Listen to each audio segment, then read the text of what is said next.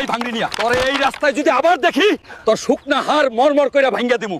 সাদিয়া শুধু আমার, আমি গরিব আর দুর্বল বইলে আমার উপর দাপট দেখাইতে পারলি।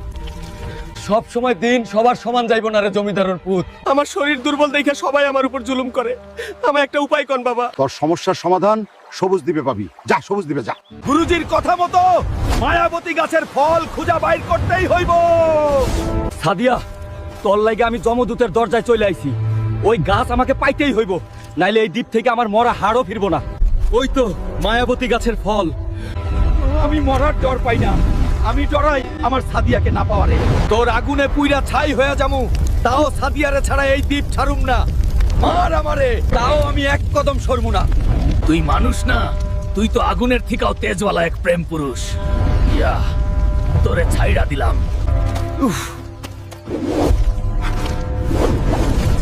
জমিদারর পুত